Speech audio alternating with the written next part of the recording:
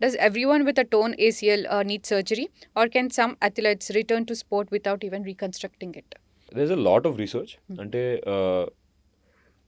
but in my opinion, in my honest opinion, I think if you're an athlete and if you're a running athlete, you definitely need an ACL to be operated on. Treated. If you have a full thickness ACL tear, it is better that your ACL is reconstructed. There are different types of grafts, but the general concept is if you're an athlete, you need surgery done because your immediate running is important for you. Stability ఉండదు జాయింట్కి.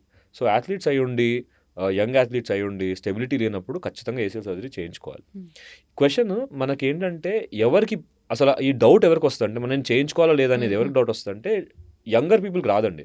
ఎందుకంటే younger people activity లెవెల్స్కి వాళ్ళకి instability తెలిసిపోతూ ఉంటుంది, కాలు బక్కలు అవుతుంది, పడతా ఉంటారు. So వాళ్ళు change చేసుకుంటారు.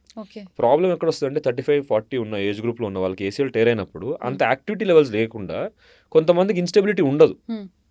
ఏసీఎల్ టేర్ అవుతుంది కానీ ఇన్స్టెబిలిటీ ఉండదు కొంతమందికి.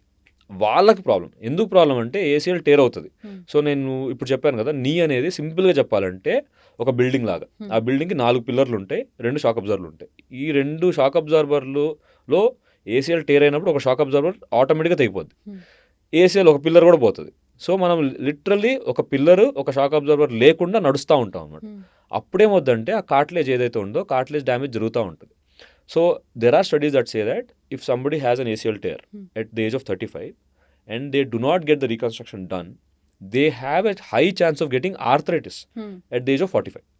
ఒక 10 yearsలో ఏ ఆర్థరైటిస్ అయితే 55-60కి వస్తుందో నార్మల్గా అది ఒక 10 సంవత్సరాల ముందు వచ్చే ఛాన్స్ ఉంటుంది. సో అందుకని మనము ఏసీఎల్ సర్జరీ చేయించుకోవాల్సిన అవసరం ఏంటి, especially in this age group, older age గ్రూప్లో. ఎందుకంటే you don't want end up with a total knee replacement. You don't want to end up with a bigger surgery. You don't want to lose a joint that God has given you. ACL surgery చేయించుకోవడం చాలా better ఈ total knee replacement ఇవన్నీ చేయించుకోవడం కన్నా. So ACL surgery is minimally invasive.